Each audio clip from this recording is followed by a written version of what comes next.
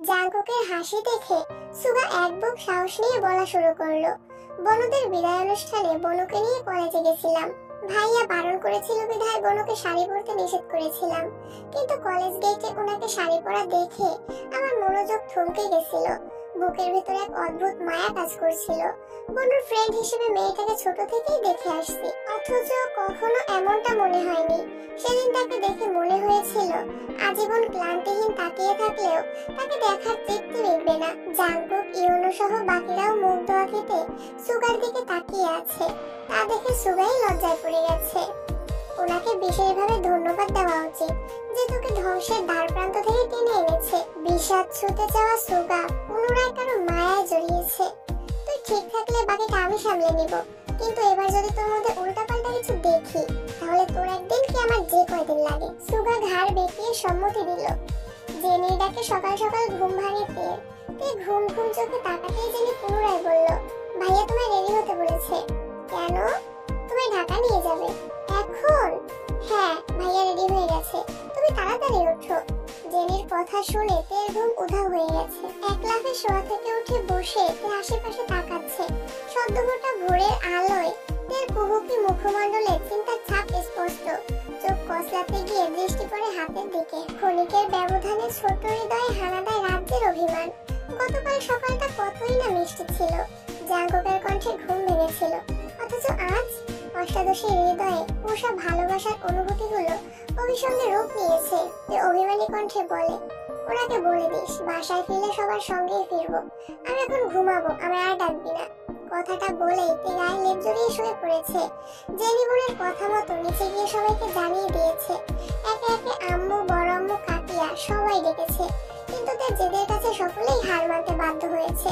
সুগা শীতল কণ্ঠে জাঙ্কুককে বলল, বনু যেহেতু এখন যেতে চাচ্ছে না, জোর করে নেওয়ার চেয়ে পরে আমাদের সঙ্গে নিলে ভালো হতো না? ওকে রেখে যাওয়ার রিস্ক আমি নিব না। আমি আছি তো, লিসার সঙ্গে কথা বলার সুযোগই দেব না। চোখে চোখে রাখবো বনুকে। কিভাবে ভরসা করবো বল? নিজেকেই তো ভরসা করতে পারছি না। তোর বোন যেন কষ্ট না পায় তার জন্য যতটা সম্ভব সময় দিয়েছি, আশেপাশে থেকেছি, এমনকি 12 বছর পর ওর জন্যই মেহেদি ছুঁয়েছি। এত কিছু করেও তোর বোনের মুখের হাসি ধরে রাখতে পারলাম না। বনু এমনিতেই তোমার উপর রেগে আছে, ওর মনের বিরুদ্ধে জোর করে নিয়ে গেলে যদি আরো বেশি রেগে যায়। জাঙ্কুক নিশ্চুপ। তেকে নিয়ে দুশ্চিন্তা জাঙ্কুকের মনেও ঘুরপাক খাচ্ছে। গতকাল তেরওয়ালা কথায় জাঙ্কুক অনেক কষ্ট পেয়েছে। প্রচন্ড ঠান্ডায় গভীর রাতে নদীর পাড়ে ঘন্টার পর ঘন্টা একাকে বসেছিল। হাত পা জমে বরফ হওয়ার জোয়ার হয়েছে, অথচ হৃদয়ে রক্তক্ষরণ থামানোর সামর্থ্য ছিল না। শেষবারে বাড়ি ফিরে কিছুক্ষণ রেস্ট নিয়ে রেডি হয়েছে। বাবা, কাকা আর মামাদের গতকাল রাতেই জানিয়ে দিয়েছিল জাঙ্কুক ঢাকা ফিরবে বলে। সকাল সকাল নিশ্চিন্তে কিম, নামজুন, সোবিন আর বড় মামা ঘুরতে বেরিয়েছেন। ডেকে উঠাতে ব্যর্থ হওয়ায় ইউনজুন সুগা জাঙ্কুককে উদ্দেশ্য করে বললেন, এই মেয়ে মনে হয় না এখন আর উঠবে। আজকের ক্লাস না হয় মিসই দিয়ে দিই। 2 ঘন্টার জন্য ক্লাস মিস দেওয়ার কোনো মানে হয় না। তোমরা আজ থাকলে আমি কিছুই বলতাম না। একটু পর তোমরা যদি যাওই তাহলে এখন আমার সঙ্গে ক্লাসে যেতে সমস্যাটা কোথায়? তোর সাথে যেতে সমস্যা হবে কেন? ঠান্ডার মধ্যে উঠতে হয়তো আলসামি লাগছে, আমি দেখছি বলে জাঙ্কুক ঘরে ঢুকলো। তের রুমের সামনে এসে চারপাশে চোখ বুলিয়ে দেখলো। আশেপাশে কেউ নেই। বিছানায় লেপ মুড়ি দিয়ে তে গভীর ঘুমে মগ্ন। ধীরগতিতে রুমে ঢুকে বিছানার পাশে বসলো। ঘুমন্তদের মুখের পানে মুগ্ধ নয়নে তাকিয়ে আছে। সামনের দিকে ছোট চুলগুলো তের গালে, কপালে এলোমেলো হয়ে আছে। তা দেখে জাঙ্কুকের ভ্রুযুগল কুঁচকে আসে। চুলগুলোকে বড্ড হিংসে হচ্ছে তার। অতি সামান্য কারণেই জাঙ্কুকের নাক ক্রোধে ফুঁসে উঠেছে। দীর্ঘশ্বাস ছেড়ে 2 হাতের কনুইয়ে ভর দিয়ে এগিয়ে গেল তের কাছাকাছি। ফু দিয়ে অগোছালো চুলগুলো সরানোর চেষ্টা করলো। 2-1টা চুলের খোঁচাইতে ঘুমের মধ্যেই বাম হাত দিয়ে বাকি চুলগুলো সরিয়ে কপালের হাত রেখে পুনরায় ঘুমের রাজ্যে ডুব দিল। জাঙ্কুকের হাতের দিকে তাকাতেই বুকের ভিতরটা কেমন যেন মোচড় দিয়ে উঠলো। কিছুক্ষণ স্থির দৃষ্টিতে চেয়ে তের হাত নিজের কাছে টেনে আলতোভাবে ওষ্ঠ ছোঁয়ালো, মেহেদি দিয়ে লেপটানো রঙের উপরে, যার কারণে জাঙ্কুকের প্রেয়সীকে কাঁদতে হয়েছিল। জাঙ্কুক তের হাতে হাত রেখে মুলায়ম কণ্ঠে ডাকলো, ম্যাম। তে সাড়া নেই দেখে দ্বিতীয়বারের মতো অনুগ্র চুমু খেয়ে হাত ছেড়ে পুনরায় কিছুটা উচ্চস্বরে ডাকলো, ম্যাম। তের নিঃশব্দ আওয়াজে জাঙ্কুকের হৃদয়ে রক্তক্ষরণ নিমিষেই থেমে গেছে। ঠোঁটের কোণে একচিলতে হাসির ঝলক দেখা গেল। প্রেয়সীর ডাকের প্রত্যুত্তরে সর্বদা বলা জাঙ্কুক আজ প্রেয়সীর মুখে এই শব্দটা শুনে নেশাগ্রস্ত হয়ে পড়েছে। আনমনে বিড়বিড় করে বলল, উফ, আপনাকে ঘুম ভাঙানোর সম্পূর্ণ দায়িত্বটা যে কবে নিতে পারবো। জাঙ্কুক গলা খাকারি দিয়ে একটু গম্ভীর কণ্ঠে ডাকলো, এর বেশি লেট হলে অফিস ক্লাব কোনোটাই ধরতে পারবো না কিন্তু। জাঙ্কুকের কথা তের কান পর্যন্ত পৌঁছাতেই সহসা চোখ মেলল। চোখ পড়ল জাঙ্কুকের গভীর নেত্রে। শ্যামবর্ণের পুরুষের কোমল প্রাণ দৃষ্টি অকারণে সেই পুরুষের প্রেমে পড়তে বাধ্য করে। হৃৎপিণ্ডের চার প্রকোষ্ঠ জুড়ে অনুভূতিদের বিচরণ শুরু হয়েছে। জাঙ্কুকের ছুরির ন্যায় চাউনি দেখে তে পল্লব ঝাপটালো। দৃষ্টি সরিয়ে তাকালো অন্যদিকে।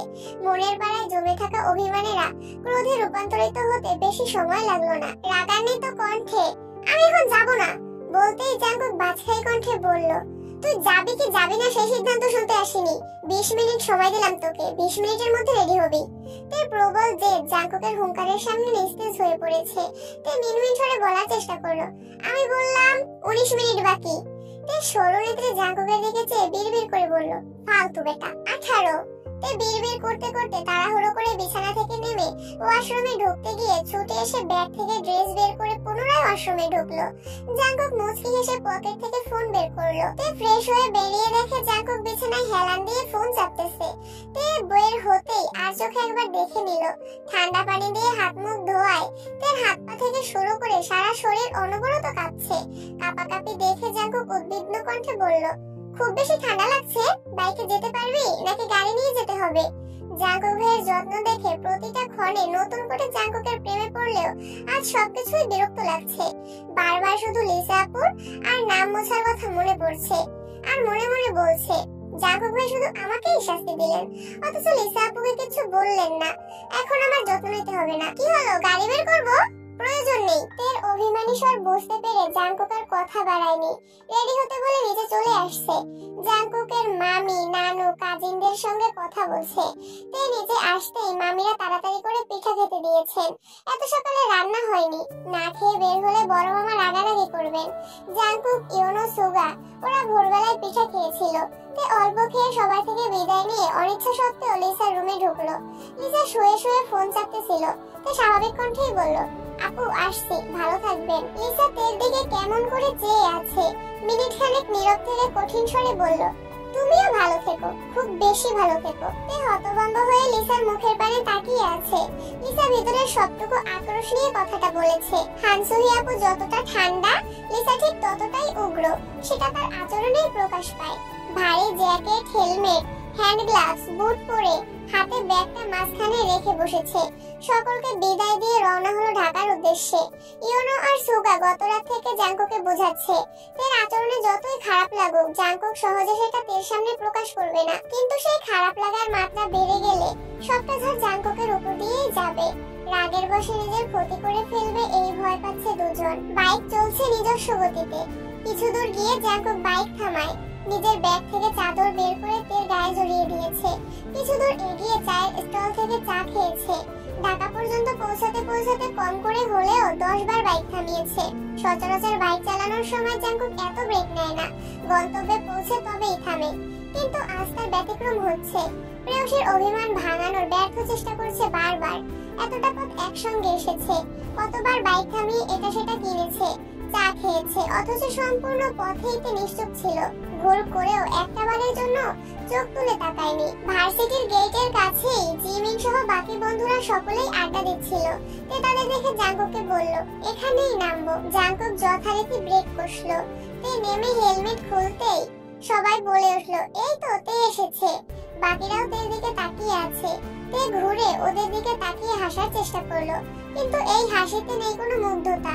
তে কয়েক পা এগোতেই জাঙ্কুক পিছু ডাকলো, ক্লাস শেষ হলে ওয়েট করিস, আমি নিতে আসবো। বাইকে হেলমেট পরা জাঙ্কুককে দেখে সোহায়ুং ভ্রুকুচকে জাঙ্কুকের দিকে চাইলো। দুজনে তাকাতাকি করলো কিছুক্ষণ। বাইকারটা কে রে জিমিন, যার আশিকিতে আসক্ত? হোয়াট? এত অবাক হওয়ার কি আছে? কি হয় তের? চাচাতো ভাই। আপন? হ্যাঁ। ততক্ষণে তে কাছাকাছি চলে আসছে। তের গোমরা মুখ দেখে সিনহি আহ্লাদে কণ্ঠে শুধালো, কি হয়েছে আমার জানুটার? বয়ফ্রেন্ড চলে যাচ্ছে বলে মন খারাপ? তের বাক বাকি তিন মেয়ে ফ্রেন্ড উচ্চস্বরে হাসছে, জিমিন মৃদু হাসছে। তে জিমিনের দিকে রাগী চেহারায় তাকিয়ে আছে। বাকিরা হাসলেও হাসি নেই সোহায়ং আর চাংউকের মুখে। দুই বন্ধু বারবার চাওয়াচাই করছে। শুভেচ্ছার ক্লাসের দিন গেটের সামনে প্রথমবার তেকে দেখেই সোহায়নের ভালো লেগেছিল। অফিসে কাজ থাকার তাড়াহুড়ো করে অফিসে চলে গেছিল বিধায় তের সঙ্গে কথা বলতে পারেনি। কিছুক্ষণ পর তে আর জিমিন যখন ক্লাস খুঁজছিল তখন সোহায়ন তেকে দেখে ইচ্ছাকৃত ধাক্কা দিতে চেয়েছিল, কিন্তু তে সরে যাওয়ায় ধাক্কাটা লাগেনি। তারপর সিনিয়রের ভাব নেয়া, ফাজলামো করা, বন্ধুত্ব সবটাই ছিল সোহায়নের প্ল্যান। একবার বন্ধুত্ব হয়ে গেলে সময় সুযোগ বুঝে প্রপোজ করবে এই আশাতেই দিন গুনছিল। কিন্তু তের অন্য পুরুষে আসক্ত শুনে সোহায়নের মাথায় আকাশ ভেঙে পড়েছে। শীতের সকালেও সোহায়নের শরীর বেয়ে ঘাম ছুটছে, ভীষণ অস্বস্তি লাগছে। শুকনো গলায় ঢোক গিলল। তে ঘড়িতে টাইম দেখে সবার উদ্দেশ্যে রাগী স্বরে বলল, তোরা কি ক্লাসে যাবি নাকি আমি একাই চলে যাব? যাবো বলে ওরা ক্লাসের উদ্দেশ্যে রওনা দিল। সোহায়ন ধীর পায়ে হাঁটছে আর চাংউককে উদ্দেশ্য করে বলছে, আমি যে তেকে ভালোবেসে ফেলেছি, তার কি হবে? টেনশন করিস না, চল ক্লাস করে আসি, তারপর তেকে নিয়ে বসবো। তের সাথে ওই ছেলের প্রেমের সম্পর্ক আছে নাকি শুধু ভালো লাগা সবটাই জেনে নিব। কি রে, তোরা ক্লাস করবি না? এখনই আসছি। সোহায়ন হাঁটতে হাঁটতে হঠাৎ থমকে দাঁড়িয়ে চাংউকের দিকে তাকালো। কি হয়েছে? তোর যদি জিমিনকে ভালো লেগে থাকে তাহলে প্রপোজ করে ফেল। তের মতো জিমিনের জীবনে কেউ থাকলে পরে কান্না করিস না। ক্লাস শেষ করে বের হতে না হতেই সোহায়ন বলল, চল তোদের আজকে ফুচকা খাওয়াবো। হঠাৎ কাহিনী কি? প্রেমে টেমে পড়ছিস নাকি? তোরা আমার বান্ধবী, তোরা খাওয়াতে কারণ লাগে নাকি? বান্ধবী বলে আজ পর্যন্ত একটা চকলেটও কপালে জোটেনি। খাবি কিনা বল? অবশ্যই খাবো, চল। সোহায়ন তের দিকে তাকিয়ে বলল, চল তোরা যা, আমার ফুচকা খেতে ইচ্ছে করছে না। ফুচকা না খেলে অন্য কিছু খাবি, তবুও চল প্লিজ। আমি যাব না বললাম তো। সবার জোড়াজোড়িতে তে আর জিমিন দুজনেই রাজি হয়েছে। সোহায়নের পরিচিত এক ফুচকার দোকানে সবার পছন্দ মতো খাবার অর্ডার দিয়ে চা খেতে খেতে গল্প করছে। ওই ছেলেটা কি সত্যিই তোর বয়ফ্রেন্ড? না, দুর্ভাগ্যবশত উনি আমার চাচাতো ভাই। কালকে পর্যন্ত তো ওনার জন্য দেওয়ানা ছিলি, ডেটে ছবি আপলোড করলি, আজ হঠাৎ কি হলো? কিছু না। তোদের কি রিলেশন চলে? না। তাহলে একতরফা ভালোবাসা বুঝিস? আমি ওনাকে পছন্দ করি কিন্তু উনি করেন না, এটুকুই, এর বেশি প্রশ্ন করবি না। আচ্ছা তোরা বস, আমরা খাবার নিয়ে আসি। জিমিন এক দৃষ্টিতে তেকে দেখেই যাচ্ছে, একবারের জন্য পলক ফেলছে না। তে চিবুক নামিয়ে বসে আছে। ছটফটে স্বভাবের মেয়েটা আজ এত শান্ত হয়ে বসে আছে। জিমিনের একদমই ভালো লাগছে না। তেকে আপাদমস্তক দেখলো, হাতের মেহেদি ক্লাসেও দেখেছিল কিন্তু কিছু বলেনি। তে কথা বলছে না দেখে তের হাতের মেহেদির ডিজাইন দেখতে দেখতে বলল, এত সুন্দর করে মেহেদি কে দিয়ে দিল? জাঙ্কুক ভাই। কি? এটা কিভাবে সম্ভব? সত্যি? হ্যাঁ সত্যি, জাঙ্কুক ভাই মেহেদি দিয়ে দিয়েছেন। তারপরে তো মন খারাপ? তে পুনরায় চিবুক নামালো। জিমিন হাত উল্টাতেই হাতের তালুর লেপটানো রং চোখে পড়লো। স্বাভাবিক কণ্ঠেই বলল, মাঝখানটা এভাবে নষ্ট করেছিস কেন? আমি করিনি। কে করেছে? জাঙ্কুক ভাই। ওমা, কেন? ওনার নাম লিখেছিলাম তাই। তের কথা শুনে জিমিন স্তব্ধ হয়ে আছে, কি বলবে কিছুই বুঝতে পারছে না, নির্বিকার হয়ে বসে আছে। তের অবস্থা দেখে বোঝাই যাচ্ছে কিছু বললেই কেঁদে ভাসাবে। জিমিন আশেপাশে মাথা ঘুরালো। ওরা একটু দূরে বসে তিনজন গল্প করছে, সোহায়ন আর চাংউকও দূরে। জিমিন অত্যন্ত যত্ন সহকারে তের হাতে হাত বোলাতে বোলাতে নমনীয় কণ্ঠে শুধালো, নাম লিখেছিলি কেন? জাঙ্কুক ভাইয়ের মামাতো বোন লিসা। উনি অনেকদিন যাবত জাঙ্কুক ভাইকে পছন্দ করেন। জাঙ্কুক ভাই দেশে ফেরার পর একদিন আমাদের বাসায়ও আসছিলেন। তখন থেকে ওনার আমার ভাব ভালো লাগেনি। ওনাদের বাড়িতে যাওয়ার পর থেকে জাঙ্কুক ভাইয়ের পিছে পিছে ঘুরছিল। আমার সাথেও খারাপ ব্যবহার করেছে। শেষ পর্যন্ত ওনার হাতে যে লিখে আমায় দেখাচ্ছিল। এই রাগে আমিও আমার হাতে জাঙ্কুক লিখেছিলাম। সেটা জাঙ্কুক ভাই দেখে এমনটা করেছেন। অথচ লিসাবুকে কিছুই বললেন না। বিরহের অনলে পড়ছে মেয়েটা। বেস্ট ফ্রেন্ডকে সান্ত্বনা দেওয়ার ভাষা পর্যন্ত খুঁজে পাচ্ছে না। স্থির দৃষ্টিতে চেয়ে বিড়বিড় করে বলল, আচ্ছা উনি কি কোনোভাবে মেয়েকে পছন্দ করেন? জানি না। চাংউক খাবার নিয়ে চলে আসছে। তের চোখ টলমল করছে। কি রে, কি হয়েছে তোর? কাঁদছিস কেন? এতক্ষণে ওরাও তেকে লক্ষ্য করেছে। তের মতো প্রাণাচ্ছন্ন মেয়ের চোখে পানি, এটা কেউই মানতে পারছে না। একের পর এক প্রশ্ন করছে। জিমিন সবার উদ্দেশ্যে গুরুতর কণ্ঠে বলে, কিছু হয়নি, এমনিতেই, খা তোরা। সোহায়ন, চাংউক, তে আর জিমিন মুখোমুখি বসেছে। সোহায়ন খানিকক্ষণ খাচ্ছে আর পরপর তেকে দেখছে। তে চিবুক নামিয়ে বসে চটপটি খাচ্ছে। খাওয়া শেষে বাটি রাখতে গিয়ে চোখ পড়ে রাস্তার পাশে বাইকের দিকে। রক্তাভ আঁখিতে চোখ পড়ায় আকস্মাৎ কেঁপে উঠলো। ব্যাগ থেকে ফোন বের করতে করতে এগিয়ে গেল বাইকের দিকে। ফোনের স্ক্রিনে 3টা মিস কল ভেসে আসছে। 3টা কলই জাঙ্কুক করেছিল। ক্লাসে ঢুকলে তো সবসময় ফোন সাইলেন্ট করে রাখে। ক্লাস শেষে ভাইব্রেশন মোড অন করে দেয়। আজ ক্লাস শেষে খেতে চলে আসার ফোন হাতেই নেয়নি। জাঙ্কুক কাছাকাছি এসে কাঁপা কাঁপা গলায় বলল, ফোন সাইলেন্ট ছিল।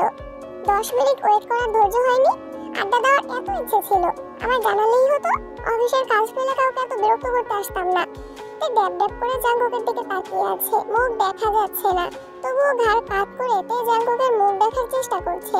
সকালবেলা হেলমেট না খুলায় কেউ জাঙ্কুককে দেখতে পারেনি।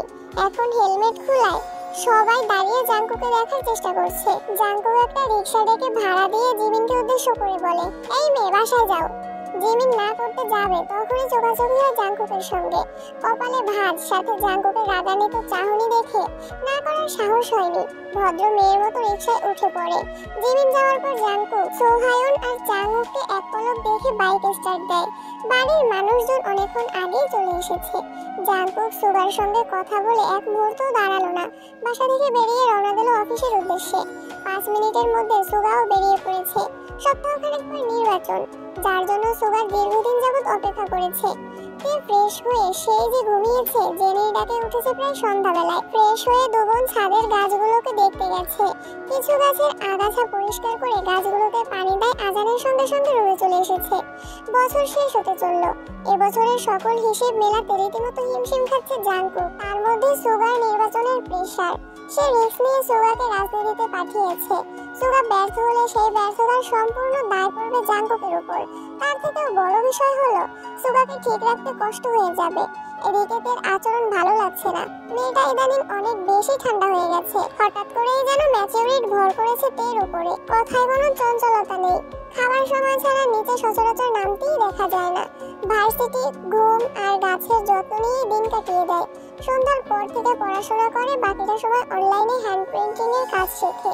খুব বেশি মন খারাপ থাকলে মাকে জড়িয়ে ধরে শুয়ে থাকে।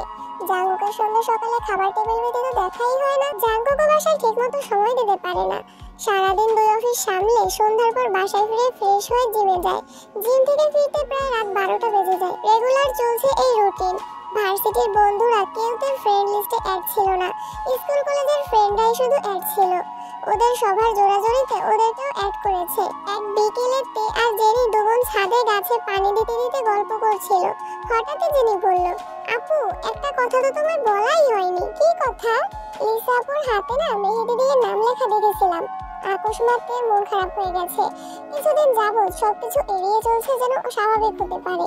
হাতের মেহেদিটাও উঠতে শুরু করেছিল।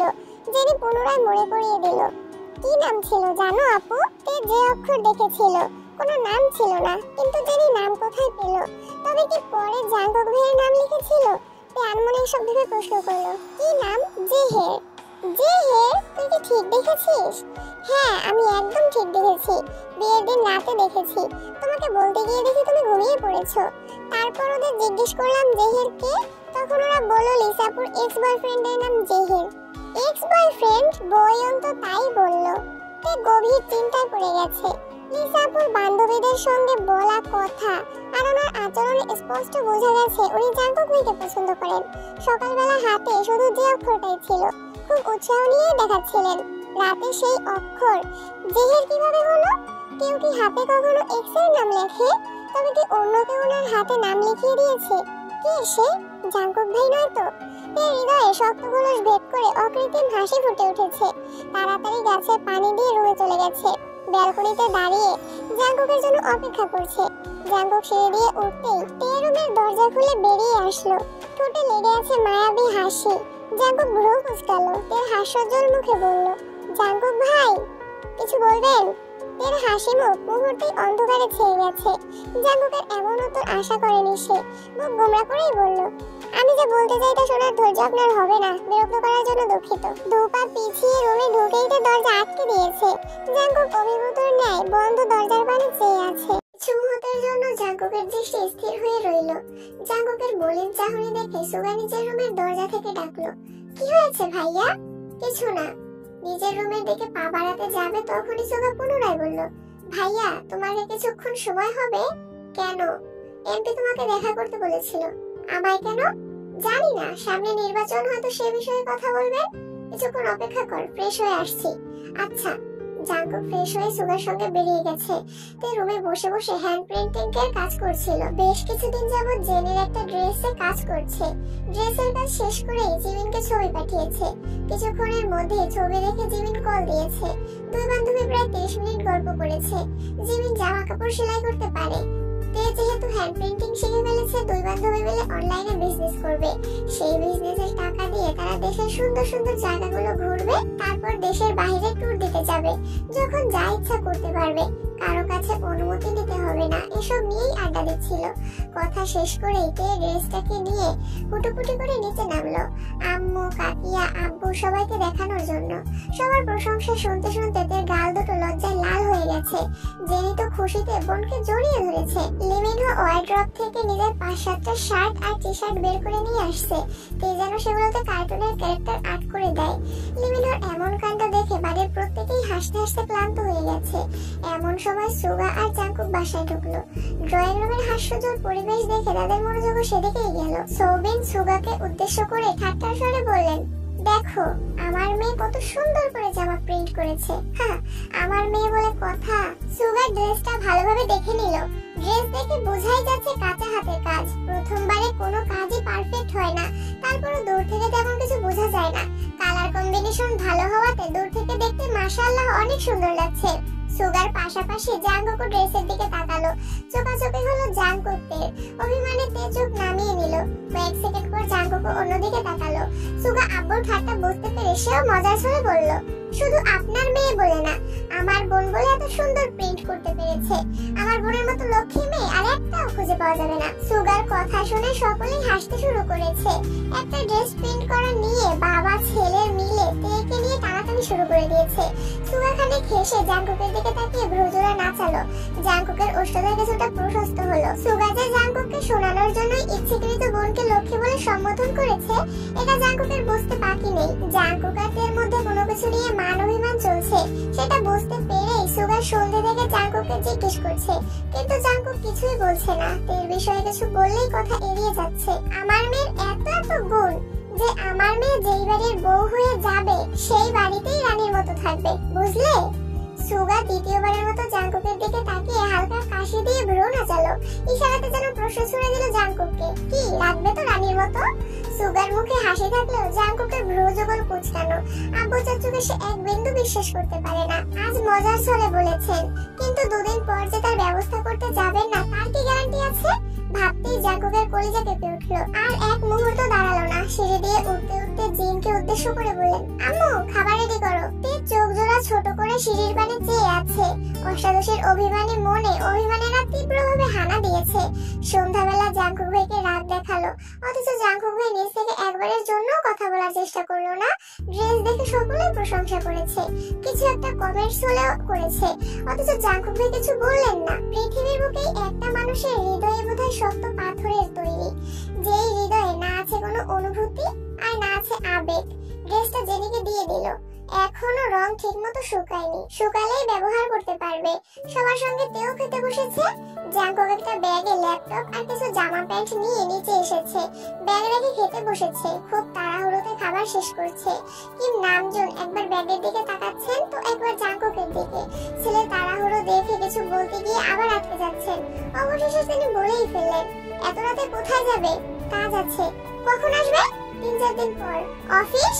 ঢাকাতেই থাকবো, সমস্যা নেই, অফিসে সময় মতো চলে আসবো। ঢাকাতে থাকবে মানে? ঢাকা তোমার কি এমন কাজ যে বাসা ছেড়ে বাইরে থাকতে হবে? আছে হয়তো কোনো গুরুত্বপূর্ণ কাজ।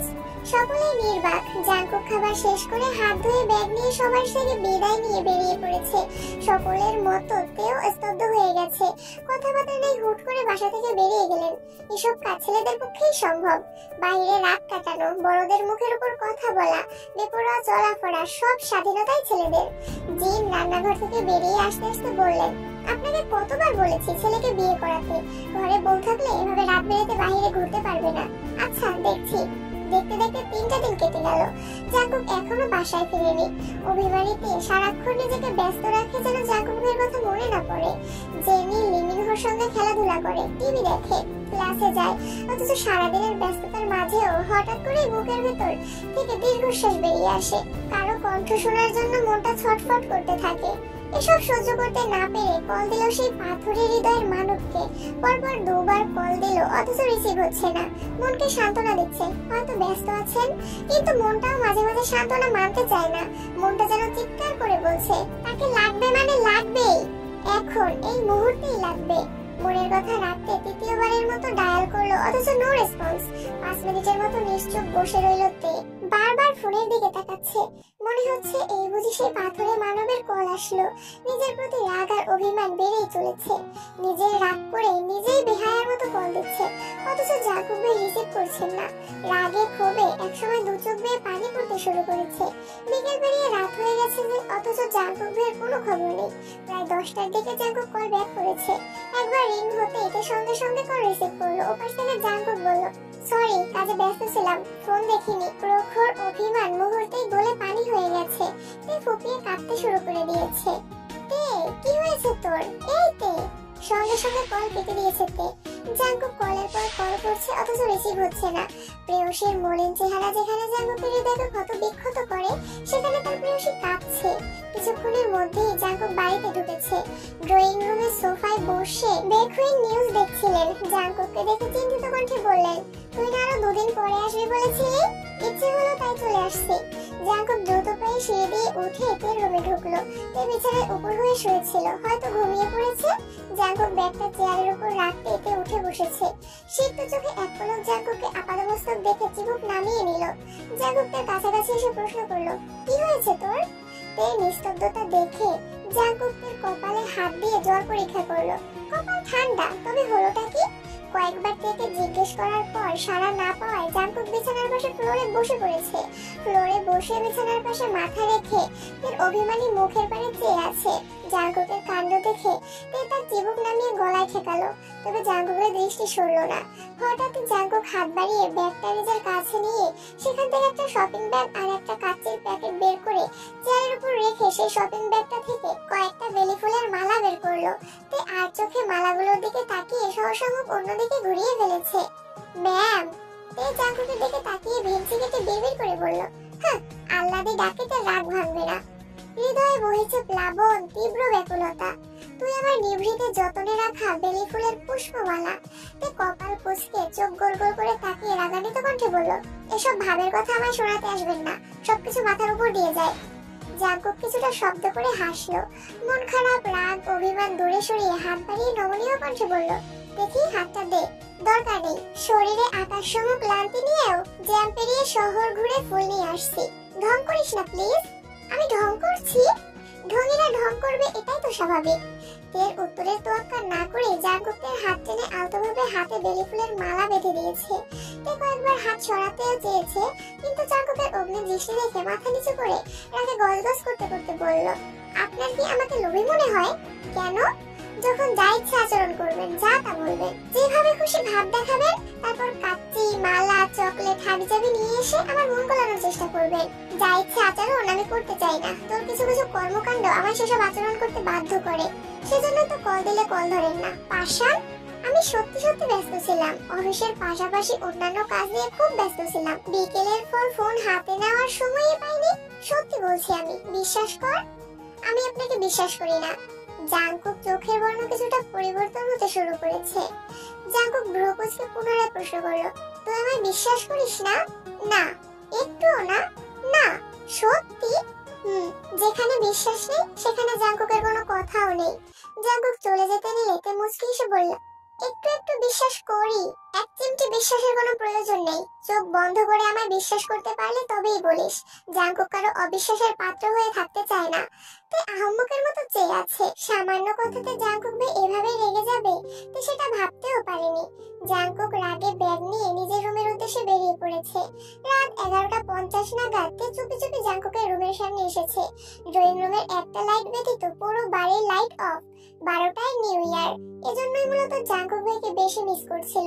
কল দিয়েই বলতো, কিন্তু জাঙ্কুক ভাইয়ের কণ্ঠস্বরে নিজেকে স্বাভাবিক রাখতে পারেনি। বুকের ভেতরের অভিমানের পাহাড় গলতে শুরু করেছিল। নতুন বছর প্রিয় মানুষের সঙ্গে কাটাবে ভেবেই সন্ধ্যায় ছাদ থেকে অনেকগুলো ফুল এনে সেগুলোকে সাজিয়েছে। সাথে একটা সুন্দর গিফট কার্ড বানিয়ে তাতে ডিজাইন করে হ্যাপি নিউ ইয়ারও লিখেছে। সাথে সুন্দর একটা চাবির রিং কিনে এনেছে। মানুষ বলে বছরের প্রথম দিন যেভাবে কাটে সারা বছর নাকি সেভাবেই কাটে। কুসংস্কার জেনেও ওদের ইচ্ছে সে জাঙ্কুক ভাইয়ের সাথে নতুন বছর শুরু করবে। গিফট গুলো নিয়ে আস্তে করে দরজা ধাক্কা দিতেই চোখে পড়ে বিছানার দিকে। সামান্য আলোতে জাঙ্কুকের নাক আর কপাল দেখা যাচ্ছে, লেপে ঢাকা সম্পূর্ণ শরীর। তে সেখানে দাঁড়িয়ে পায়ের নুপুর দুটোকে নিচ থেকে হাতে নিয়ে উপর তুলে পায়ের মাংসল অংশে আটকে দিয়েছে, যেন হাঁটলে শব্দ কম হয়। খুব সতর্কতার সহিত পা রাখলো রুমের মধ্যে। গিফট গুলো সযত্নকারে টেবিলের উপর রেখে তাকালো জাঙ্কুকের অভিমুখে। গত 3 দিন ঠিক মতো ঘুম হয়নি, খাওয়া হয়নি। ক্লান্তিতে জাঙ্কুকের চোখের পাতা বারবার বন্ধ হয়ে আসছিল, তাই রুমে এসে শাওয়ার নিয়েই ঘুমিয়ে পড়েছে। তে জাঙ্কুকের মাথার কাছে দাঁড়ানোতে জাঙ্কুকের থুতনি পর্যন্ত দেখা যাচ্ছিল। থুতনির নিচ থেকে বাকি শরীর লেপের নিচে ঢাকা। তের বুকে চাপা অভিমান দীর্ঘশ্বাস হয়ে বেরিয়ে আসছে। সঙ্গে সঙ্গে ঢোক গিলে নিজের নাক মুখ চেপে ধরলো। একবার জাঙ্কুক ভাই বলেছিল, নিঃশ্বাসের শব্দে আমি তোর অস্তিত্ব উপলব্ধি করতে পারি। পুরনো কথাটা মনে পড়তেই নাক মুখ চেপে ধরেছে। এবার আর কোনোভাবেই ফাঁসা যাবে না। মন বারবার যেতে বলছে, অথচ দৃষ্টি সরাতেই পারছে না। জাঙ্কুক ভাইয়ের ঘুমন্ত মায়াময় চেহারার পানে মুগ্ধ আঁখিতে চেয়ে আছে। যে মানুষটার উপস্থিতি হৃদয় তোলপাড় চালায়, যার শানের দৃষ্টি হৃদয়টাকে ক্ষত বিক্ষত করে, সেই মানুষটা কি সুন্দর ঘুমিয়ে আছেন। অষ্টাদশের মনের রাজ্যের অনুভূতিরা সব অভিমান ভুলে নবরূপে সেই শ্যামবর্ণের পুরুষের প্রেমে পড়তে বাধ্য হয়েছে। স্থির দৃষ্টিতে চেয়ে মনে মনে বিড়বিড় করলো, আপনি এত কিউট কেন? মনে হয় আল্লাহ আপনাকে বানানোর সময় কিউটনেসের ডিব্বা আপনার উপরই ঢেলে দিয়েছিল। ব্যালকনি দিয়ে আসা কনকনে ঠান্ডা বাতাস গায়ে লাগতেই শরীরের লোম দাঁড়িয়ে পড়েছে। সেই সঙ্গে তেও কেঁপে ওঠে। এই ঠান্ডায় বেশিক্ষণ এখানে থাকা যাবে না। শরীরের কম্পনের শব্দে জাঙ্কুক ভাই সজাগ হয়ে যাবেন। বারবার যেতে চাইছে, কিন্তু ঘুমন্ত জাঙ্কুক ভাইকে দেখার লোভ সামলে যেতে পারছেই না। কে বলবে এই মেয়ে গত 9 বছর যাবৎ জাঙ্কুককে সহ্যই করতে পারতো না। জাঙ্কুক বাড়ি ফিরেছে মাত্র 6 মাস হয়েছে। এতে জাঙ্কুকের প্রতি পুরোপুরি আসক্ত হয়ে পড়েছে। যে মেয়ে রাগ আর জেদের কাছে কিমবাড়ির প্রতিটা সদস্য হার মানত, সেই মেয়ের রাগ অভিমান এখন জাঙ্কুকের রাগের সামনে তুচ্ছ। ভালোবাসা বোধহয় এমনই হয়, শত রাগের পরেও প্রিয় মানুষের উপস্থিতি হৃদয়কে প্রশান্ত করে। দেয়াল ঘড়ির টিনটিন শব্দে ঘোর কাটে। ঘাড় ঘুরিয়ে সেদিকে তাকিয়ে দেখলো ঘড়িতে 12টা বাজে। বুক ধুকপুক করতে শুরু করেছে। মনে অপরাধমূলক কাজ করার নিষিদ্ধ ইচ্ছে জেগেছে। বুক ফুলে অনেকটা শ্বাস টেনে নিঃশ্বাস আটকে জাঙ্কুকের কপাল বরাবর মুখ এগিয়ে নিল। উদ্দেশ্য জাঙ্কুকের কপালে চুমু খাবে। একটু সামনে এগোতেই বুকের ভেতরটা অস্বাভাবিকভাবে কাঁপতে শুরু করেছে। অষ্টাদশী বুঝতে পারছে এই কাজ তার পক্ষে সম্ভব নয়। ঘন ঘন নিঃশ্বাস ফেলতে শুরু করেছে। নিজেকে সামলাতে বাম হাত দিয়ে মুখ চেপে চলে যাওয়ার জন্য পা বাড়াতে যাবে, অমনি ডান হাতে টান অনুভব করে। কয়েক সেকেন্ড নিজেকে বিছানায় আবিষ্কার করে। জাঙ্কুক ভাই ডান হাতে জোর টান দেওয়ায় জাঙ্কুকের উপর এসে পড়ে। তৎক্ষণাৎ তেকে উপর থেকে পাশে সরিয়ে জাঙ্কুকের গায়ে লেপ দিয়ে তের ঘা ঢেকে দিয়ে তের কাঁধের দুপাশে 2 হাতে ভর দিয়ে তের মুখোমুখি উপর হয়ে শুয়েছে। জাঙ্কুকের শরীরে না আছে লেপ, না আছে শীতের ভারী কোনো জ্যাকেট। একটা ট্রাউজার আর ফুল হাতা টি-শার্ট পরনে। তে দাঁতের দাঁত চেপে ধরে আছে। বন্ধ 2 চোখের পাতা। হাত খোপায় বাঁধা চুলগুলো ফুলে এলোমেলো হয়ে আছে। 2 হাতে বেলি ফুলের মালা। বেলি ফুলের সুবাস ছড়াচ্ছে রুমে। নিশ্চুপ জাঙ্কুক, দৃষ্টিতে নিবদ্ধ। তে নিভু নিভু চোখে তাকাতে জাঙ্কুকের ঘনিষ্ঠতা উপলব্ধি করলো। পুনরায় চোখ বন্ধ করে ফেলেছে।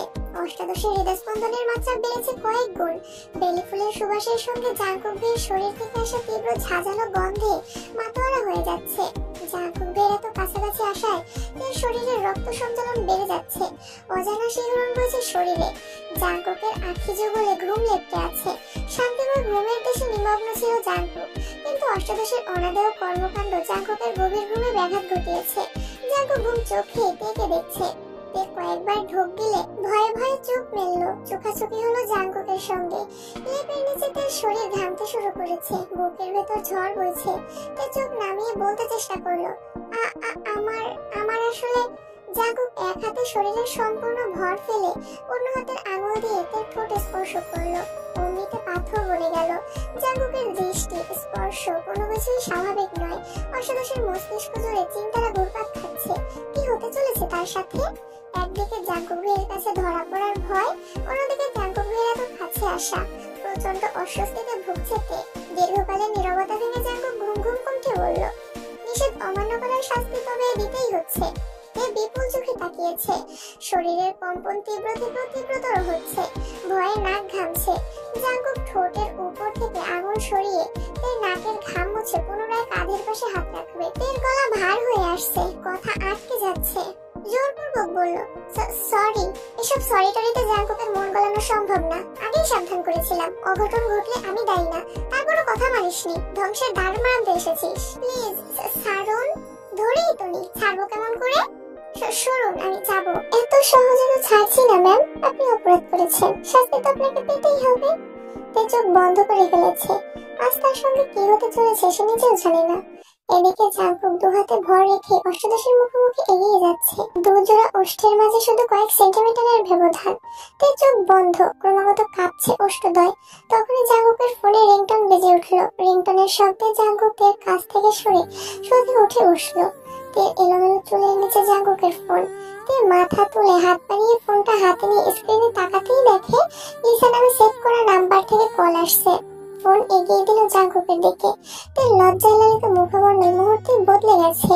ক্রোধে চোখ দুটি জ্বলছে। লিসা নাম দেখে জাঙ্কুক সাইলেন্ট করে ফোন পাশে রেখে দিয়েছে।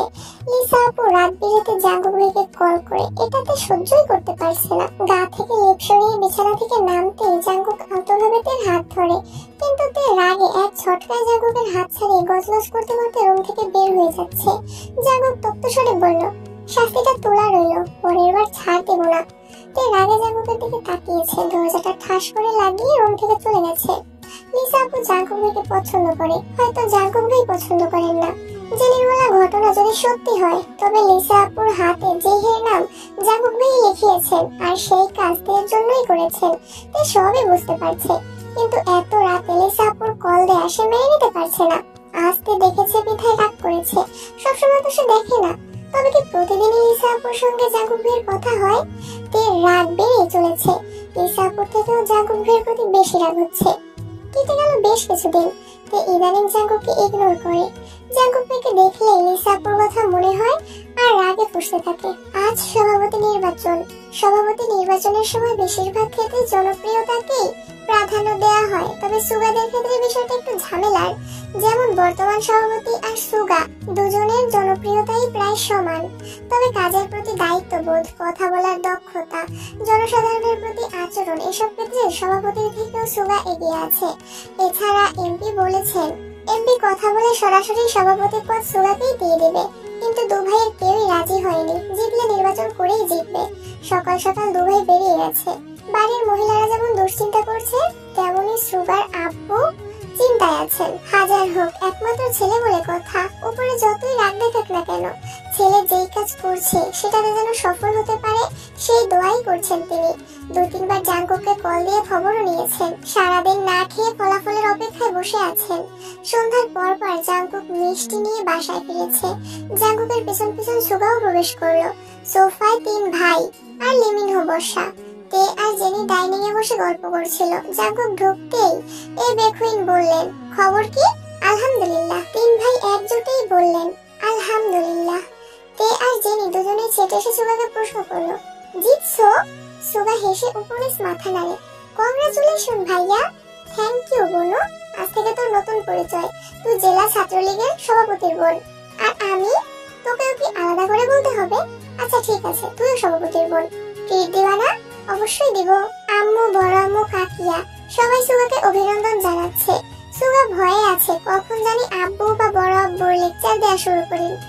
জাঙ্কুক মায়ের হাতে মিষ্টির বক্সগুলো দিয়ে সবাইকে মিষ্টি দিতে বলল। সুগা সিঁড়ি পর্যন্ত যেতেই সোবিন ভারী কণ্ঠে বললেন, মিষ্টি ভাবি কেন দিবে? সুগার উচিত সবাইকে মিষ্টি মুখ করানো। সুগা আটকে ওঠে, আব্বু তাকে মিষ্টি খাওয়াতে বলছে, ভাবা যায়? সুগা হাসি মুখে মিষ্টির বক্সগুলো থেকে একটা বক্স হাতে নিয়ে বড় আব্বু, আব্বু, কাকামণি, বড় আম্মু, আম্মু, কাকিয়া, জাঙ্কুক, তে, জেনি, লিমিনহো সবাইকে নিজের হাতে মিষ্টি খাইয়ে দিয়েছে। সেই সঙ্গে বড় আব্বু আর আব্বুর সঙ্গেও বেশ কিছুক্ষণ কথা বলেছে।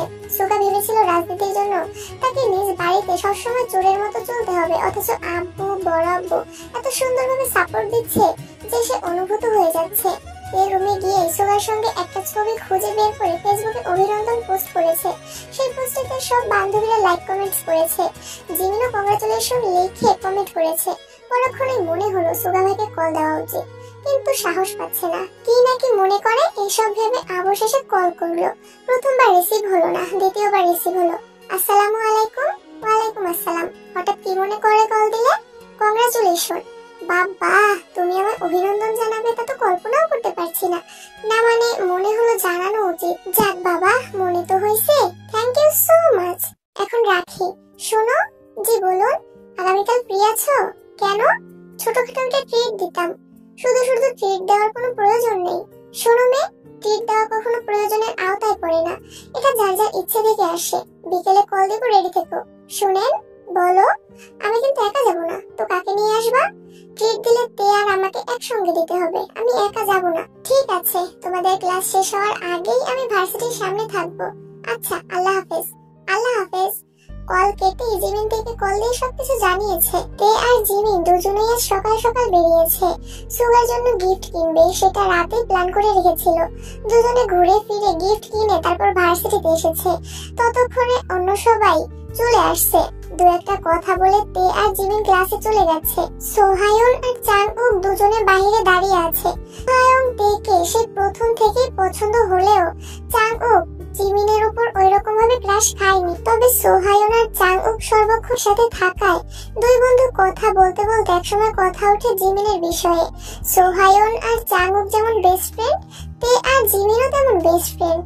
সোহায়ন যেহেতু তেকে পছন্দ করে, তাদের সম্পর্ক হলে সেই সাথে জিমিন আর চাংউকের জুটি হলে তাদের বেশ মানাবে। এসব ভেবেই মূলত জিমিনের প্রতি কিছুটা সিরিয়াস হয়েছে। এখন সোহায়ন চাংউককে বোঝাচ্ছে যে জিমিনকে আজকেই প্রপোজ করে। তে যেহেতু জাংকুক পছন্দ করে, তাই তেকে হুটহাট করে প্রপোজ করতে গেলে কখনোই মানবে না, বরং বন্ধুত্ব ভেঙে যেতে পারে। তবে জিমিন এখনো পর্যন্ত কারোর প্রতি কিছুই শোনেনি, তাই সোহায়ন চাংউককে এক প্রকার জোর করছে যেন জিমিনকে প্রপোজ করে। ক্লাস শেষ হওয়া মাত্রই তে আর জিমিন গল্প করতে করতে বেরিয়ে পড়েছে। চাংউকও তাদের সঙ্গে হাঁটছে। একসময় চাংউক জিমিনকে ডাকলো। দুজনেই থেমে গেল। জিমিন স্বাভাবিক কণ্ঠে জিজ্ঞেস করলো, কিছু বলবি? হ্যাঁ, বল। দেখ জিমিন, আমি এত ঘুরিয়ে পেঁচিয়ে কথা বলতে পারি না। তোর সঙ্গে অনেক দিনের বন্ধুত্ব, তুই তে দুজনেই খুব ভালো আর আন্তরিক। তবে ইদানিং আমার তোর প্রতি অন্যরকম অনুভূতি কাজ করছে, যেটা বন্ধুত্বের থেকেও বেশি কিছু। তুই যদি রাজি থাকিস, তাহলে বন্ধুত্বের সম্পর্কের পাশাপাশি আমরা ভালোবাসার সম্পর্কে জড়াতে পারি। তে হা হয়ে তাকিয়ে আছে। প্রথমবারের মতো কেউ জিমিনকে প্রপোজ করছে দেখে তে খুব মজা নিচ্ছে। কোচিং চলাকালীন জিমিন বলেছিল প্রেম করলে ভার্সিটিতে উঠেই করবে। ভার্সিটিতে এটাই প্রথম প্রপোজাল। জিমিন কিছুক্ষণ নীরব থেকে স্বাভাবিক ভঙ্গিতে বলতে শুরু করলো, তোর মনে অনুভূতি জেগেছে তা আমায় জানিয়েছিস, কিন্তু আমার মনে তোর প্রতি এরকম কোনো অনুভূতি নেই। আমি এখন কোনো রকম কোনো সম্পর্কে জড়াতে চাই না, আর সমবয়সী কোনো ছেলের সাথে তো নয়ই।